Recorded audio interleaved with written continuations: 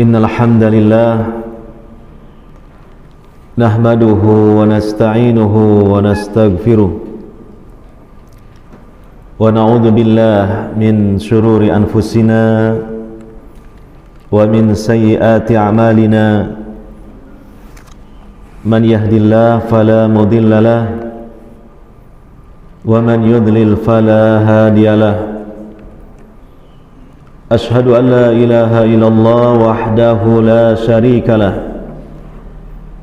wa ashhadu anna Muhammadan abduhu wa rasuluh sallallahu alaihi wa ala alihi wa sahbihi ajma'in wa man tabi'ahum bi ihsanin ila yaumiddin. Wa qala tabaraka wa ta'ala fi kitabihil karim: Ya ayyuhalladzina amanu kutiba alaikumus siyam kama kutiba alal ladzina min qablikum la'allakum tattaqun. Al-ayah, amma ba'd. Hadirin wal hadirat, para bapak, para ibu, saudara-saudari sekalian yang semoga senantiasa mendapatkan rahmat dan taufik dari Allah Subhanahu wa ta'ala. Alhamdulillah, pada kesempatan subuh di hari ini kita dihidupkan kembali oleh Allah Ta'ala dari kematian kecil kita. Kematian kecil adalah tidur. Insya Allah semua kita rata-rata tadi malam tidur, dan Allah Subhanahu wa Ta'ala ketika kita tidur menggenggam roh-roh kita, dan ketika memang takdirnya pada kesempatan subuh di hari ini bahwa kita masih diberi kesempatan oleh Allah Subhanahu wa ta'ala, maka roh-roh itu Allah lepaskan kembali sehingga kita pada kesempatan subuh di hari ini bangun dan juga kita melanjutkan aktivitas keseharian kita dalam kehidupan di dunia ini. Dan alhamdulillah kita memulai aktivitas di hari ini, dimulai dari subuh hari ini setelah kita melaksanakan sahur, kemudian kita melanjutkan dengan melaksanakan serangkaian ibadah kepada Allah Subhanahu wa ta'ala. Di antaranya adalah salat subuh, dan juga kemudian kita bersama-sama di majlis yang mulia ini, thalabul ilmi, mempelajari agama Islam yang kita cintai ini, agar iman kita meningkat dan juga pengetahuan kita tentang agama Islam juga semakin bertambah. Hadirin wal hadirat yang dimuliakan oleh Allah Subhanahu wa ta'ala, yang kedua, mari saya mengajak kepada diri saya pribadi dan kaum muslimin, kaum muslimat sekalian untuk senantiasa menjadi hamba-hamba Allah yang pandai bersyukur kepadanya dalam kondisi maupun situasi apapun. Hendaknya kita istiqomah dalam bersyukur kepada Allah Subhanahu wa ta'ala. Bersyukur dalam artian yang sebenarnya sebagaimana yang dituntut oleh Allah Subhanahu wa ta'ala dan dituntunkan oleh Nabi Muhammad sallallahu alaihi wasallam, yaitu kita istiqomah di atas Islam, iman, dan melaksanakan ibadah kepada Allah Subhanahu wa ta'ala. Allah Subhanahu wa ta'ala tidak butuh kita, kita yang butuh Allah. Allah Subhanahu wa ta'ala tidak butuh syukur kita, tapi justru kita yang butuh dengan syukur itu. Allah menyatakan, wa may yashkur fa innama yashkuru li nafsihi wa man kafara fa innallaha ghaniyyun hamid. Barang siapa yang bersyukur kepada Allah, maka seluruh balasan dan kebaikan dari syukur itu kembali kepada hamba yang bersyukur kepada Allah. Dan jika hamba itu kufur, tidak mau bersyukur kepada Allah, maka sungguh Allah tetap maha kaya lagi maha terpuji. Dan kesyukuran kita yang paling utama adalah atas nikmat yang paling besar, yaitu nikmat iman. di mana kita alhamdulillah sampai detik ini istiqomah di atas iman. Iman adalah nikmat yang sangat besar, yang tidak ada nikmat lain yang menyamainya apalagi mengunggulinya. Makanya Allah Subhanahu wa taala memerintahkan kita untuk bergembira dengan nikmat iman ini, karena nikmat iman adalah nikmat yang paling besar. Allah menyatakan wabasyiril mu'minin, berilah kabar gembira bagi orang-orang yang beriman. Gembira akan nikmat yang sangat besar bagi orang-orang beriman, yaitu iman itu sendiri yang telah menancap dengan kuat di dalam hati hamba-hamba Allah yang beriman. Dan kenapa dengan nikmat iman ini kita bergembira? Karena nikmat iman ini jika tetap ada dalam rengkuhan kita sampai kita menghadap Allah Subhanahu wa taala, maka pasti kita di akhirat oleh Allah dengan rahmatnya dimasukkan ke dalam surganya sebagai tempat tinggal yang abadi dan hakiki. Allah berjanji dalam Al-Quran, dan Allah tidak pernah dan tidak akan menyelisihi janjinya. Pasti janji Allah itu. Allah menyatakan dalam surah Al-Kahfi, innal ladzina amanu wa amilus salihati kanat lahum jannatul firdausi nuzula.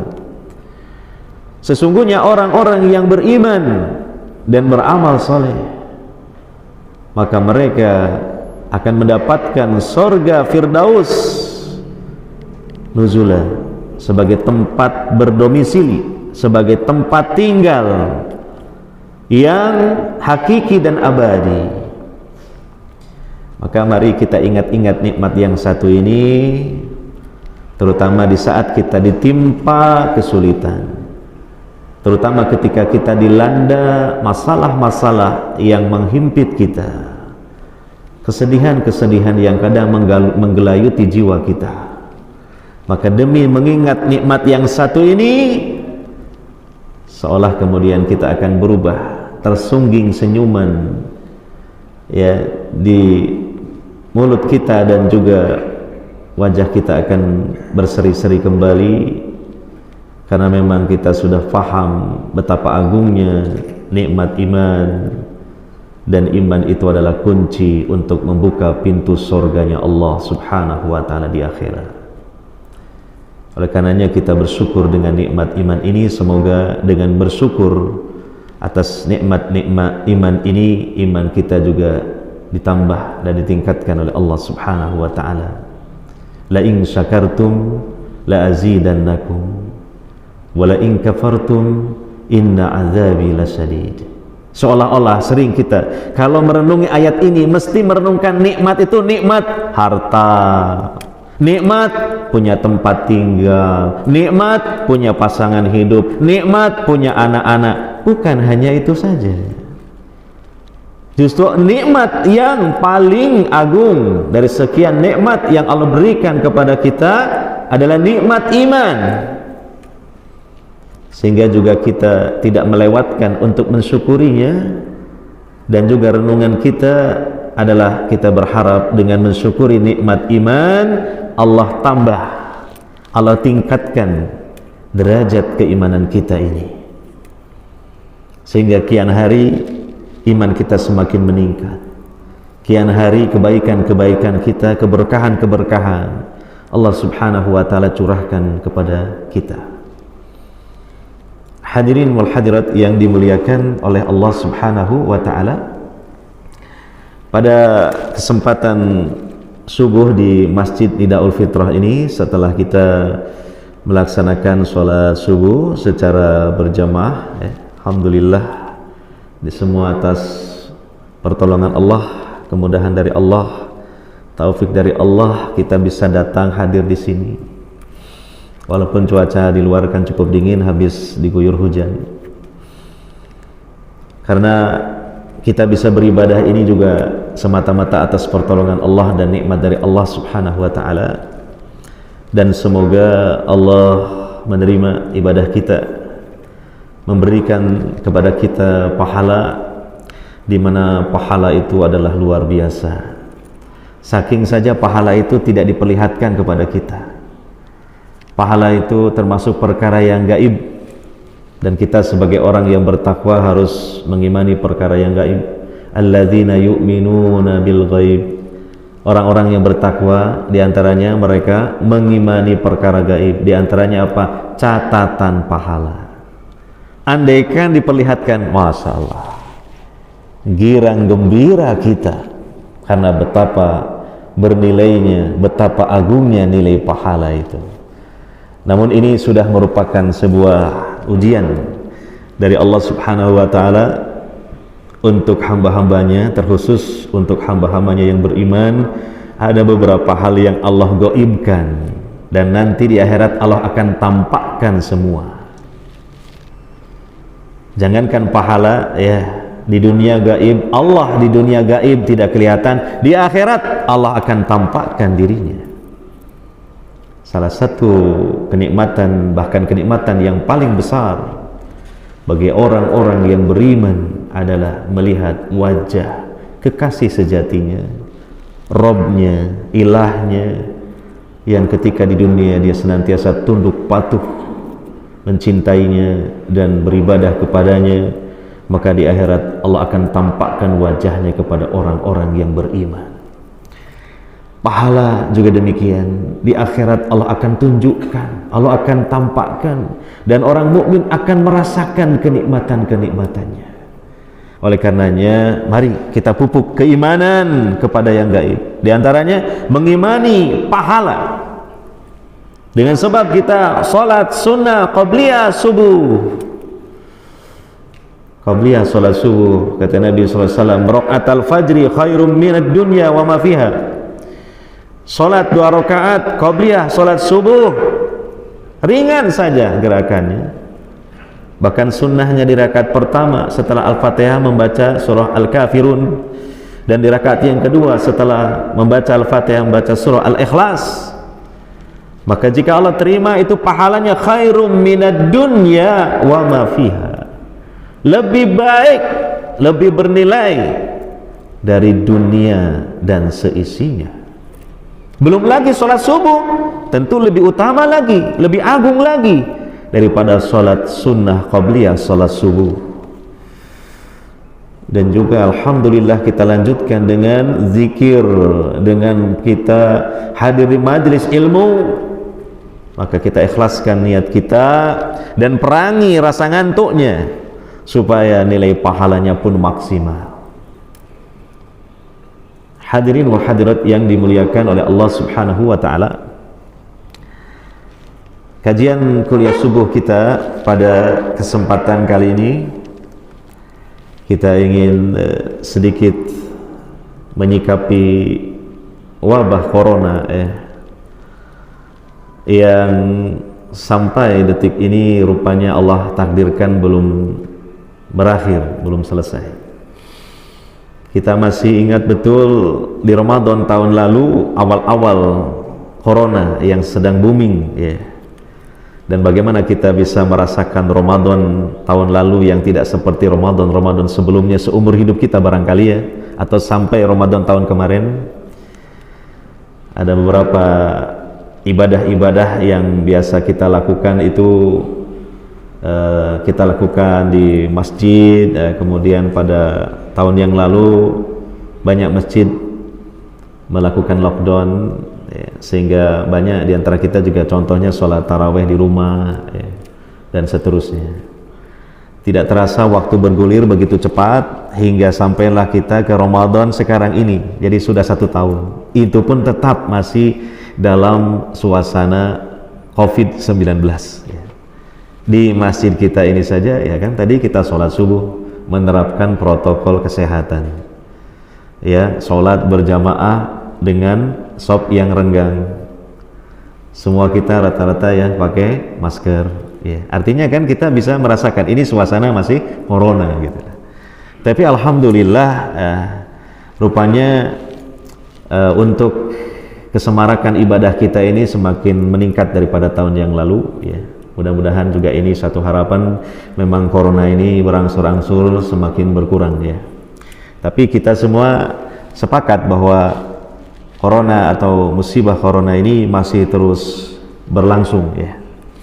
Oleh karenanya maka kita sebagai hamba Allah yang beriman ya, maka tentu menyikapi wabah ini harus kita sikapi dengan cerdas. Dan kecerdasan ini bukan semata-mata karena kecerdasan akal kita, tetapi melalui bimbingan syariat kita, bimbingan Islam. Karena Islam adalah agama yang paripurna. Islam di dalamnya terdapat pedoman-pedoman dalam menghadapi berbagai macam problematika hidup di dunia ini, termasuk menghadapi musibah, termasuk musibah penyakit yang sifatnya itu masif, bahkan melanda ke seluruh dunia ini ya. Maka kita menemukan dalam ayat-ayat Quran dan sunnah Nabi SAW ya, pertama musibah ini adalah takdir Allah ya. 50.000 tahun sebelum Allah menciptakan langit dan bumi sudah dicatat, sudah ditakdirkan, ditetapkan oleh Allah akan terjadi corona seperti ini. Jadi tidak akan mungkin ya, luput dari apa yang sudah ditakdirkan oleh Allah Subhanahu wa ta'ala. Yang kedua, tentu musibah semacam penyakit ini tidak lepas juga sebagai akibat dari dosa-dosa manusia, dari dosa dan kesalahan manusia. Oleh karenanya kita sebagai hamba Allah yang beriman juga harus introspeksi diri, semakin meningkatkan keimanan kita kepada Allah Subhanahu wa ta'ala, bertaubat dan memperbanyak istighfar kepada Allah Subhanahu wa ta'ala. Kemudian yang ketiga, kita sebagai hamba Allah yang beriman, apabila Allah memberikan satu musibah atau ujian, maka setidaknya wajib kita hadapi dengan sabar. Sabar karena Allah, niatkan karena Allah memerintahkan kita untuk sabar, sehingga sabar kita ini bernilai ibadah, di mana pahalanya sangat besar sekali, sebagaimana Allah sebutkan dalam surah Az-Zumar ayat yang ke-10, innama yuwaffas sabiruna ajrahum bighairi hisab. Sesungguhnya Allah memberikan balasan yang setimpal bagi orang-orang yang sabar bighairi hisab, tanpa ukuran, banyak lipatan pahalanya. Dan juga bagi orang yang beriman, segala hal yang menyakiti badannya, menyakiti hatinya, menyusahkan badannya, menyusahkan hatinya, itu adalah merupakan mukaffiratun lidzunubihi, menjadi penghapus, menjadi pelebur dosa-dosa. Jangankan musibah corona yang berat seperti ini, andaikan saja satu batang duri yang menancap di kulit orang mukmin. Nah, inilah bedanya orang mukmin dengan orang yang tidak mukmin ya. Sama-sama mendapatkan kesusahan, sama-sama mendapatkan penderitaannya, tapi beda nilainya ya. Orang yang beriman kena duri saja sudah menjadi penghapus dosanya, tentu dosa sekelas duri ya. Lah kalau corona ini ya, karena lebih besar lagi daripada duri, Masya Allah, di sisi yang lain berarti harus kita yakini dan kita ma'rifati, ini kita sedang diproses oleh Allah untuk dilebur dosa, mulai dari awal muncul corona sampai detik ini. Jangan cuma dilihat kesusahannya saja, jangan dilihat wah ini apa namanya ekses akibat dari corona di bidang sosial, di bidang ekonomi, di bidang peribadatan gitu ya. Ya, bukan hanya itu saja, sisi lain coba lihat. Ini kita sedang terus oleh Allah ya, digerus, dilebur dosa-dosa kita. Ya. Ini. Nah, kemudian kita sekarang alhamdulillah Allah takdirkan ketemu dengan Ramadan. Semoga Ramadan kali ini membawa kebaikan bagi kita dalam segala hal, terutama kebaikan-kebaikan ukhrawiyah, ya. Dan juga di sisi yang lain sebenarnya, ya, karena Ramadan terutama di dalamnya syariat yang utama adalah melaksanakan puasa, maka pasti, ya, syariat Islam ini sebagaimana yang disepakati oleh para ulama usul, ad-dinu mabniun 'alal masalih fi jalbiha wa daf'ilil qabaih. Agama Islam ini dibangun di atas landasan maslahat, ya, untuk meraihnya ataupun menolak mudarat. Sehingga contoh dengan syariat puasa ini saja maslahatnya banyak sekali dan banyak sekali mudarat yang terhindarkan dengan kita melaksanakan puasa ini. Sisi ukhrawiyah jelas, nilai pahala yang Allah janjikan, peningkatan takwa kepada Allah Subhanahu wa taala, peningkatan dari sifat-sifat yang mulia yang semestinya dimiliki oleh seorang mukmin. Jika seorang mukmin melaksanakan puasa dengan benar akan meningkat juga. Dan di sisi yang lain, puasa, ya, dari sisi duniawi menjadi sebab Allah akan memberikan kesehatan tubuh kita dan juga daya imunitas tubuh semakin meningkat. Sehingga, ya, untuk menghadapi musibah corona ini, sebagaimana telah disepakati oleh semua kalangan, ya, bahwa harus ditingkatkan imunitas tubuhnya. Maka kalau kita sebagai orang Islam yang melaksanakan puasa dan serangkaian ibadah-ibadah yang lainnya yang dilakukan di bulan Ramadan, insya Allah iman kita meningkat, imun kita juga meningkat, ya, iman dan imunitas kita juga meningkat, ya, sehingga insya Allah kita akan dihindarkan dan dilindungi oleh Allah Subhanahu wa taala dengan sebab Ramadan dan ibadah-ibadah yang ada di dalamnya ini.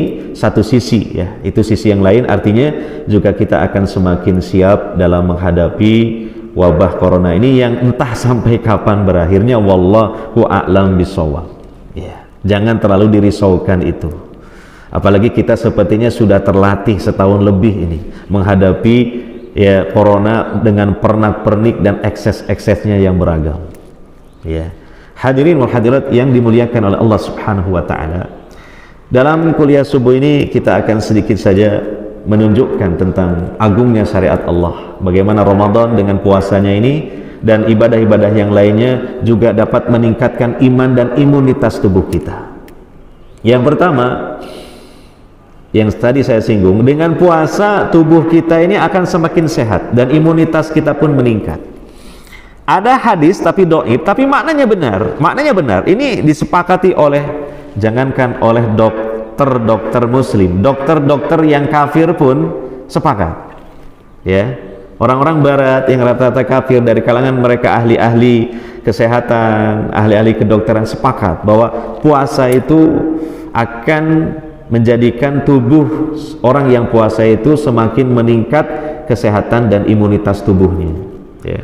Ada hadis yang menyatakan sumu tasihu, puasalah kalian niscaya kalian akan sehat. Hadis ini diriwayatkan oleh Imam Ahmad namun dinilai dhaif oleh para ulama ahli hadis, di antaranya oleh Syekh Al-Albani rahimahullah taala. Tapi maknanya ini sesuai dengan kenyataan, sesuai dengan hasil penelitian, ya, bahwa dengan sebab puasa sisi lain juga Allah akan memberikan kesehatan tubuh, ya. Kita nukil saja, ya, seorang ahli kedokteran dari kalangan orang barat, ya, yang bernama Dr. Patricia Parocchi. Beliau mengatakan puasa telah terbukti manfaatnya secara intelektual, secara fisik dan spiritual. Bayangkan, intelektual, fisik dan spiritual. Jadi dengan sebab puasa orang akan semakin cerdas, ya. Memang, dan itu sudah dibuktikan oleh salah seorang intelektual muslim di negeri kita yang telah wafat, yaitu B.J. Habibie. Beliau itu sejak kecil puasa Senin Kemis tidak pernah putus. Dan kita lihat bagaimana beliau, ya, rahimahullah. Kita dulu waktu duduk di bangku sekolah masih kecil, seolah B.J. Habibie ini ikon seorang yang jenius di negeri kita, betul? Dan beliau intelektualitasnya diakui di dunia internasional. Ini salah satunya dengan sebab puasa. Memang puasa akan meningkatkan daya intelektualitas, semakin cerdas orang, berpikirnya semakin tenang dan fokus, gitu. Dan itu dapat kita rasakan, ya kan? Ya, ketika kita puasa berpikir lebih tenang, lebih fokus gitu. Karena juga lambung kita tidak bekerja, ya, sehingga pikiran kita lebih tenang, lambung kita sedang beristirahat. Demikian juga kesehatan fisik, demikian spiritual. Spiritual tidak perlu kita ragukan lagi. Dalam tuntunan agama kita ini, puasa adalah Allah mengatakan la'allakum tattaqun, supaya kalian bertakwa, artinya supaya kalian meningkat ketakwaannya, berarti peningkatan dari sisi spiritual, ya. Puasa ini merangsang proses pembersihan tubuh dan racun-racun yang dikenal dalam dunia kesehatan atau kedokteran atau terapi, yaitu apa? Detoksifikasi, didetok tubuh kita, ya, dan membantu proses penyembuhan dari segala penyakit, ya. Sebagaimana dia juga membantu menyeimbangkan kelebihan berat badan. Jelas. Tapi niat kita puasa bukan karena itu sisi lain, ya kan? Bisa ditimbang nanti berat badan kita awal Ramadan sampai akhir Ramadan gitu. Rata-rata berkurang. Ada di sini di Pak Adam ini, mana? Gak ada ya. Dia bilang rutin kalau Ramadan itu pasti berat badannya berkurang 4 kilo gitu loh. Iya, itu jelas, itu kan jelas, ya. Nah, dimana kita tahu ya, apalagi bagi kita yang usia sudah 40 tahun ke atas, ya. Ini berat badan yang berlebih ini menjadi sebab timbulnya berbagai penyakit, menjadi salah satu biangnya dari berbagai penyakit, ya toh. Apalagi kalau sudah mencapai taraf obesitas, itu membahayakan, ya. Kemudian menurunkan tekanan darah. Betul itu, saya rasakan karena saya juga pengidap hipertensi. Ya, dengan sebab puasa jadi enak, diperiksa, dicek itu darah ini semakin stabil. Demikian juga kadar kolesterol, ya, jelas terjadi pembakaran kolesterol, serta menambah kekebalan tubuh atau imunitas. Ini menurut pernyataan seorang yang kafir, artinya bukan orang Islam.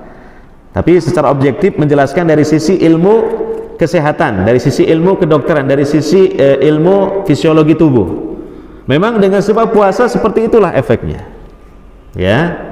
Sehingga di samping iman meningkat, imunitas kita pun semakin meningkat dan kita semakin lebih siap menghadapi serangan virus corona. Karena corona kan biasanya menyerang, ya, seseorang yang tubuhnya itu lemah, sehingga ketika tersang dia biasanya akan merasakan gejalanya. Tapi bagi yang imunitasnya kuat, maka insya Allah dengan sebab itu dia tidak terpapar atau terjangkit virus itu, ya. Dan hal tersebut akan didapatkan jika puasanya dilakukan dengan benar, ya. Pertama dengan ikhlas karena Allah. Kemudian yang kedua, hendaknya melaksanakan kesunahan-kesunahan yang dianjurkan oleh Nabi sallallahu alaihi wasallam. Di antaranya apa? Melakukan sahur,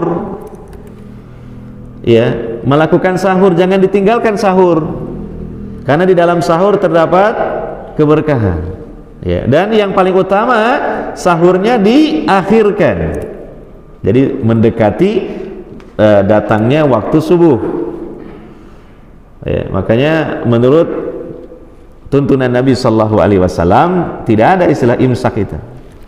Justru di waktu imsak itu sahur yang paling utama. Tapi sebagian kita dan banyak di antara kita justru kalau imsak harus diberhentikan, bahkan dianggap kalau tetap sahur puasanya batal gitu. Seolah diyakini bahwa imsak itu adalah mulainya berpuasa, startnya apa? Berpuasa. Atau ada sebagian ya meyakini imsak ini katanya untuk ancang-ancang kehati-hatian. Ibaratnya kita berhenti di lampu stopan, lampu merah kita berhenti. Nah, ketika lampu kuning menyala, ini sudah siap-siap kita harus segera bergerak lagi, berjalan lagi, karena sebentar lagi akan lampu hijau, gitu. Nah, justru dalam tuntunan Nabi Sallallahu Alaihi Wasallam, ketika apa yang disebut sekarang waktu imsak, itulah sahur yang paling utama, ya. Karena sahur yang utama adalah diakhirkan. Dalam hadis Bukhari, Nabi bersabda, "Tasahharu fa inna fis sahuri barakah." Ya. Sahurlah kalian, maka sungguhnya di dalam sahur terdapat barokah.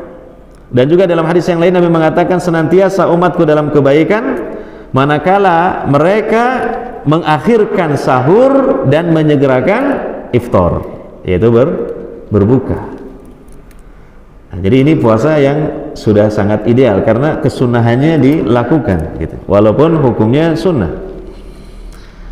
Kemudian yang ketiga adalah berbuka dan disegerakan berbuka ketika telah masuknya waktu maghrib, ya. Jadi sebenarnya dikumandangkan adzan itu kan hanya hal yang memudahkan saja bagi kita ya untuk berbuka. Yang lebih tepatnya sebenarnya datangnya waktu maghrib, yaitu terbenamnya matahari, gitu. Terbenamnya matahari. Jadi kalau kita sudah melihat matahari terbenam misalnya ya di ufuk barat ya, itu sudah disunahkan atau disegerakan kita untuk apa? Berbuka.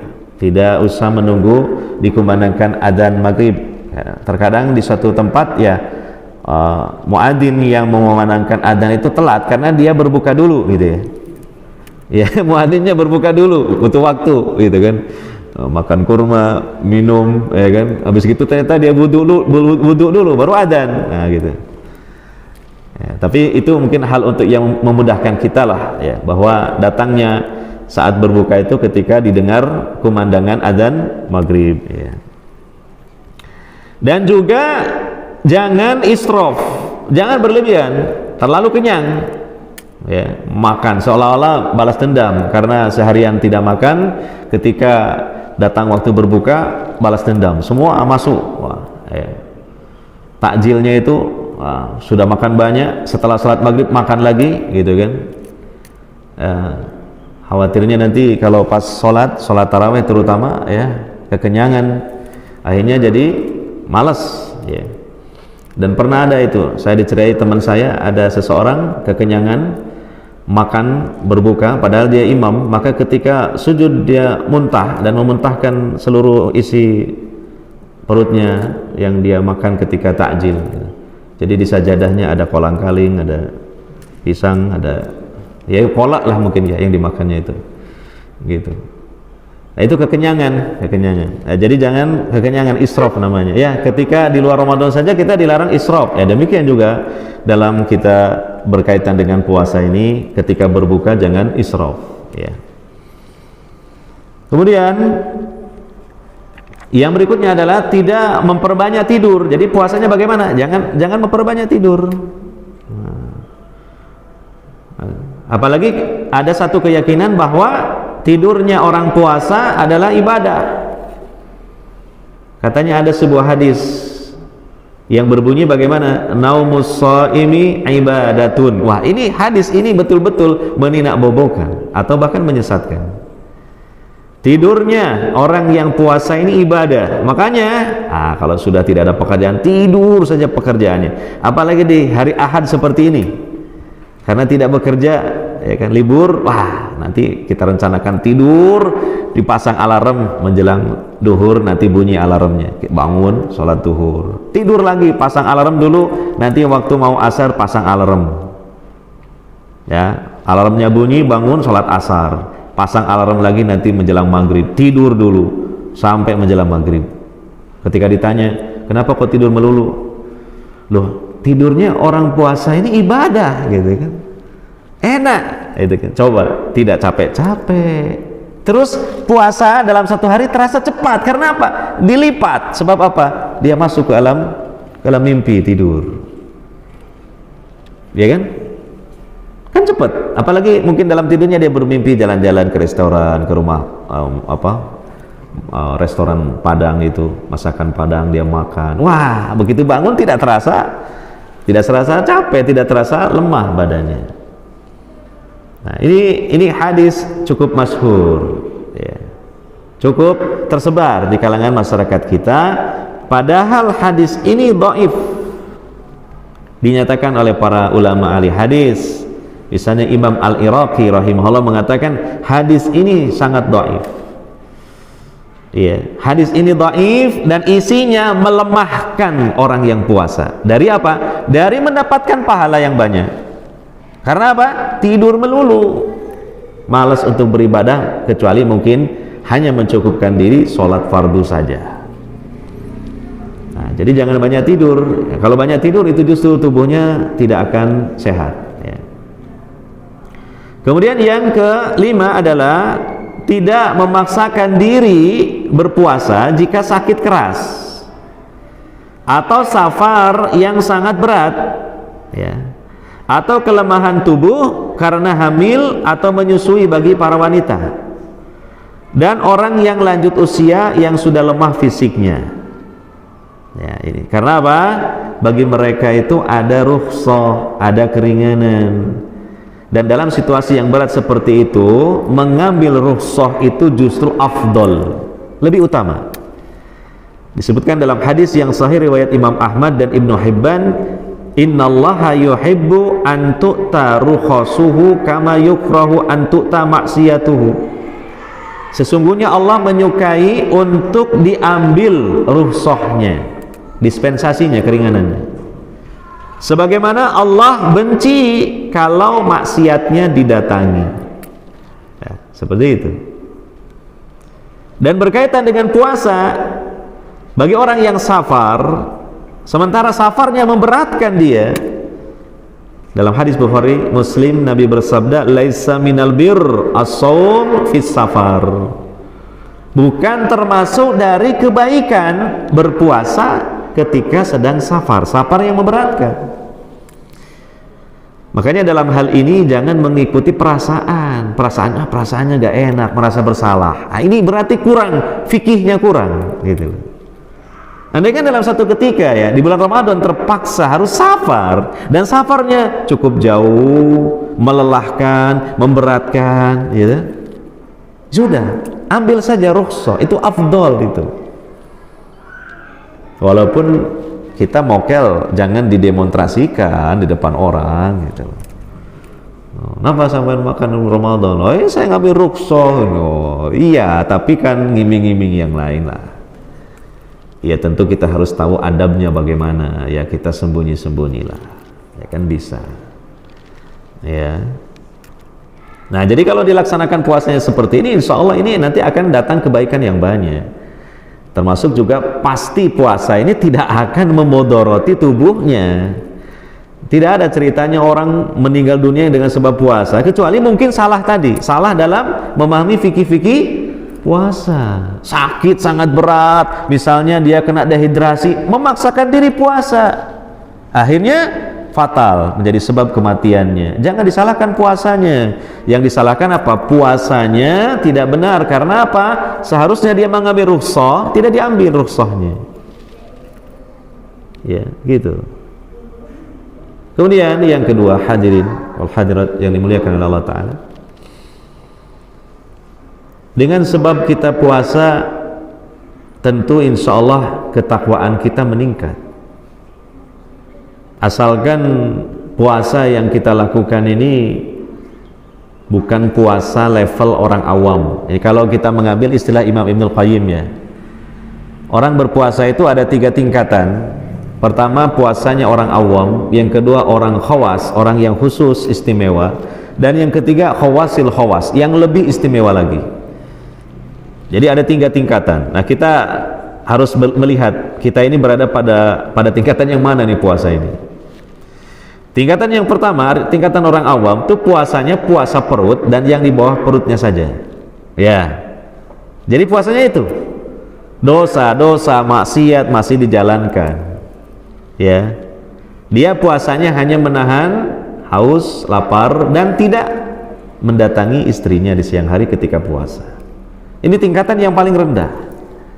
Dan ini belum bisa mendongkrak ketakwaannya untuk meningkat, belum. Kecuali mungkin hanya sedikit saja. Ya. Nah, yang kedua, puasanya orang yang khawas, yang khusus. Ah, ini level kedua ini di atasnya.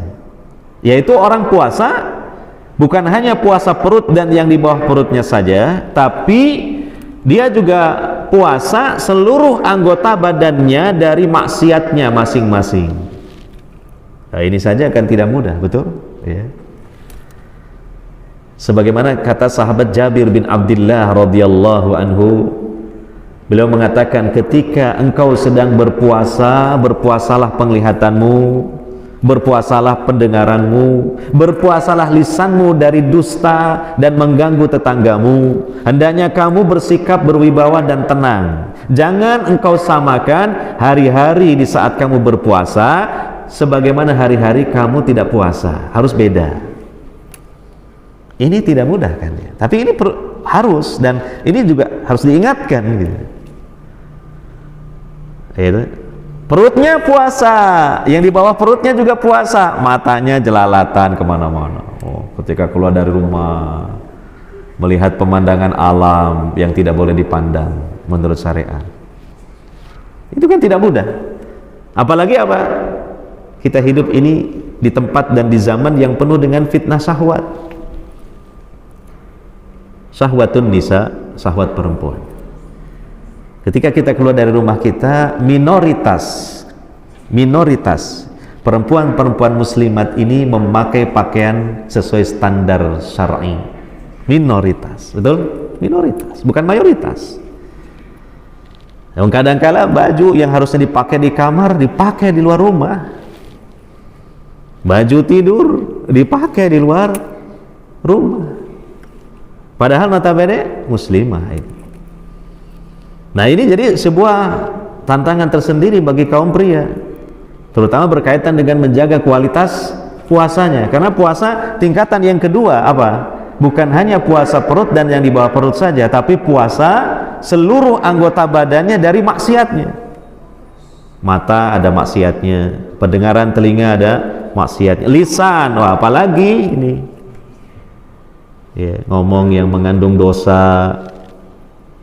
Lidah ini tidak bertulang katanya, mudah terpeleset. Nah, maka harus hati-hati. Saya ini shaim, saya sedang puasa. Harus selalu dicamkan dalam hati kita, ini shaim, saya sedang puasa. Kata Jabir bin Abdullah tadi, jangan kau samakan hari-hari ketika kamu puasa dengan hari-hari ketika kamu tidak puasa. Nah, itu tadi, ini shaim, saya ini seorang yang puasa. Nah, ini kita saling mengingatkan ini. Yang ketiga, tingkatannya di atas lagi, khawasil khawas. Bukan hanya seperti golongan pertama, kedua, tapi apa? Hatinya pun ikut berpuasa. Hatinya. Jadi dia bisa menepis noda-noda hati, kotoran-kotoran hati, dosa-dosa hati. Ya, suudzon kepada orang, hasad kepada orang. Apalagi husnudzon kepada Allah Subhanahu wa ta'ala. Itu perjuangan hati, pergolakan hati yang luar biasa dan harus dilakukan kalau ingin mencapai level yang paling tinggi di antara level-level orang yang berpuasa. Nah, maka kalau sudah mencapai setidaknya level yang kedua, nah insyaallah ketakwaannya meningkat, la'allakum tattaqun, menjadi orang yang lebih bertakwa. Ya. Maka kalau sudah menjadi orang yang bertakwa, dia mendapatkan keutamaan dari ketakwaan yang luar biasa dan banyak sekali.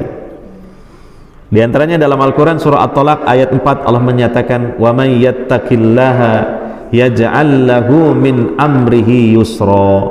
Dan barang siapa yang bertakwa kepada Allah, niscaya Allah jadikan untuknya dari segala urusannya kemudahan dalam segala urusan. Dalam hal mungkin ada kekhawatiran terpapar virus, maka dengan ketakwaannya Allah jaga badannya supaya terhindar dari virus. Jadi kita sebagai orang mukmin ya, bagaimana kita menghadapi ya virus-virus ini? Bukan hanya kita disiplin mengikuti protokol kesehatan saja, disiplin mengikuti protokol Rasulullah SAW, terutama yang ditawarkan dalam Ramadan ini, syariat puasa ini, gitu kan. Tentunya bukan niatan kita yang utama, keliru ya, itu tidak ikhlas namanya. Tapi sisi lain saja ini, sisi lain. Karena itu tadi, syariat Allah ini pasti mengandung manfaat dan menjadi sebab terhindar dari berbagai mudarat, gitu loh. Ya, ini adalah seolah-olah kita orang mukmin di Ramadan ini dicas kembali oleh Allah Subhanahu wa taala kekuatannya, kekuatan ma'nawiyah yang juga berefek kepada kekuatan lahiriah, kekuatan fisik. Gitu. Hadirin wal hadirat yang dimuliakan oleh Allah Subhanahu wa taala, saya kira karena waktu ya sudah tidak mencukupi. Apalagi katanya ini saya dapat informasi dari sebagian pengurus takmir, ada acara habis ini persaksian syahadat dari seseorang yang akan masuk Islam gitu. Tapi nggak tahu apa jadi apa enggak itu. Ada seorang wanita yang ingin masuk Islam dan ingin diadakan acara persaksian syahadahnya di masjid kita ini, dan mungkin sebagian kita bisa menyaksikannya ya, atau mengikutinya. Tapi wallahu alam, saya tidak tahu apakah ini jadi atau tidak ya. Belum lagi dihubungi oleh pihak takmir ya. Namun untuk kajian kuliah subuh pada kesempatan kali ini, karena mengingat waktu yang sudah tidak mencukupi, maka kami cukupkan dulu sampai di sini, dan insya Allah mungkin tinggal ada satu lagi saya nanti menyampaikan kuliah subuh, mudah-mudahan juga bisa dengan izin Allah, dan mungkin bisa jadi temanya kita lanjutkan yang tema yang sekarang ini saya sampaikan yang belum selesai ya. Demikian, mohon maaf, dan kita berharap kepada Allah Subhanahu wa taala, terkhusus kehadiran kita di sini, mulai kita masuk ke masjid ini sampai ya nanti meninggalkan masjid ini, Allah memberikan banyak kebaikan, keberkahan dan nilai-nilai pahala untuk kita semua, bertambah iman dan juga bertambah ilmunya. Demikian, subhanakallahumma wa bihamdika asyhadu an la ilaha illa anta astaghfiruka wa atubu ilaik. Wa sallallahu ala nabiyyina Muhammadin wa ala alihi wa sahbihi ajmain. Wassalamualaikum warahmatullahi wabarakatuh.